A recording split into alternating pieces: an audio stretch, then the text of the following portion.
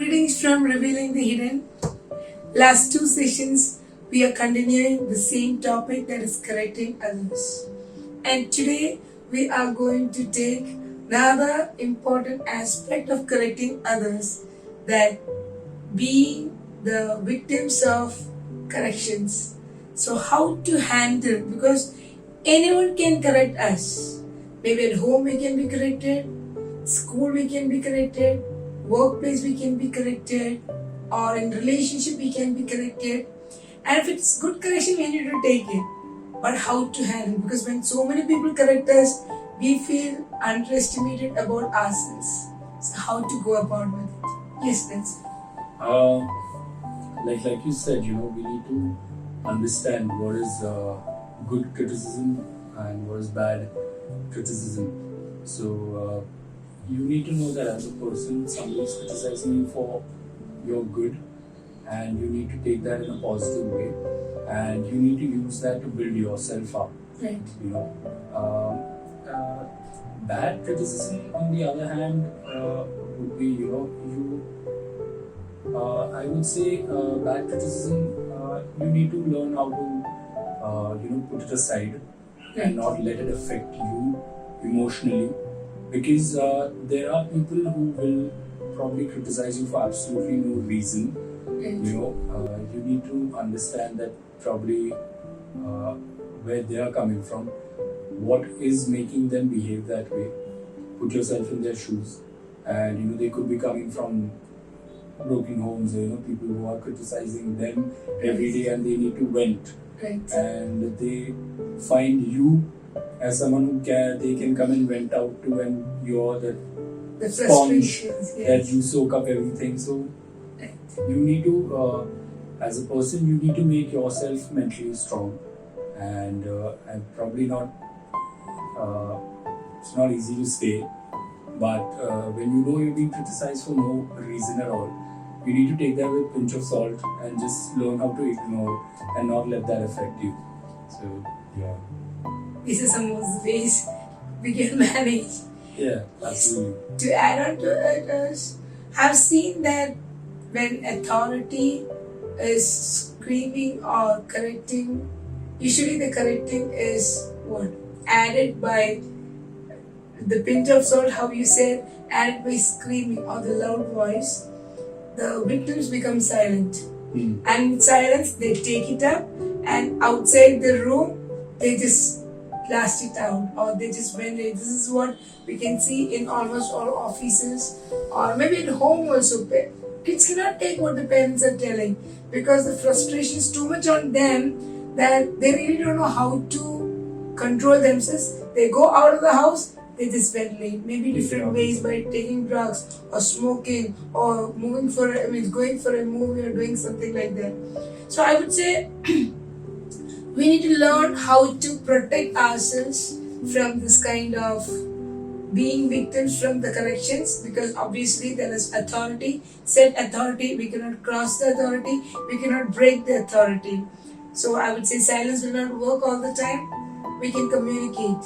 So we can communicate and tell them what is happening, and it is not with the emotions. When you're at work or when you're at home or in relationship, we can directly to the matter than pointing towards the person.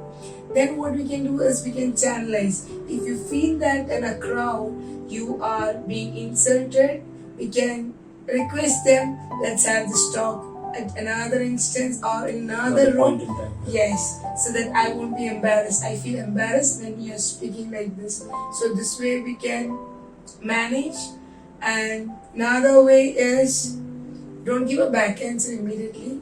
Contain yourself. I know at the point of time we cannot contain and we will blast. So for that, I need to train myself to reduce the response if someone is targeting at you very frequently. Another point I would like to add is, if you have the skill of cracking a joke to make the scenario light, well and good. And as we were telling, if you don't have that skill, please don't try it. It will backfire. Yes, it will backfire. And try to diffuse the tension. Otherwise, you may end up somewhere else. So I feel these are some of the ways you can streamline yourself when you are being corrected, because and see, age plays an important role. At a younger age you may not be the higher authority. When you become older, it is like a retaliation of whatever you got throughout your younger. Yes, whatever you suffered as a young age, you give it back. This is what I have noticed in almost all the authority, and they think that it is their power and no one can do anything. But it's not like that. If you are mature, you will not give it back. You will learn from your mistakes and you learn how others treated you. You will make sure that because of my character, my junior will not be affected this way. I'll improve myself so that my colleagues have a better workplace. The authority should be, see, for me, an authority should be like that. Your workplace or your house should be a friendly place, work friendly, or it's a cozy place that all should work. Your work should not come out of frustration. Then we can say the authority is good or no. Then before ending up, I always try to practice myself as whoever speaks, it should not affect me. True. It should not break me mentally, emotionally, and it should not affect my functioning of the work. Initially, I may cry if someone who's dear to me, or if a person I'm not related, I don't care. But if a person related to me scold me or pinpoint my weakness, it hurts me the most. So I rationalize it and I learn how to tackle that particular thing. I see what background that person comes from. If that person from a bad background, or from a stricter background, or from a high disciplinarian, I need to understand what is his background. Just leave him. Because I am bigger than him. Correct. My mental status is mature than him. This is the way I need to learn who am I compared to that person. Second thing, my mental peace is the first priority. If I am mentally strong, I am able to control what is under me, so that I will go out of emotions and be low. And if I am low, it will affect my work, it will affect my family, and my entire routine will be gone for a toss. So I need to prepare myself that nothing, whatever is the storm, it will not affect me. So I think these are some of the ways we can work out so that I won't be a victim in a bad way of the corrections. Anything to be added? I would like to say a good leader will always build. Right. Will never break someone down. So and that what you do realize that as you build someone else, you're building your character as well. You want to see others grow, you want to see others reach higher positions, and that is where you attain peace. And because of you, that person is here today. At the end of the day, that is what you want to see. You want to see others grow as well, and that's the whole point about criticizing others. Or correcting them again. You always correct them, or you always criticize them in a way that will make them grow and not break them. You always support them in things that they want to do, and if they go wrong, it is your job to show them that this is where you went wrong, this is what you need to do in order to be correct the next time.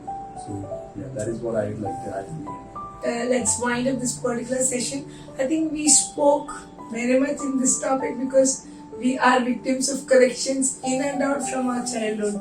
So those who are affected by the corrections by anyone, understand if you are a younger person, you may be victims of corrections.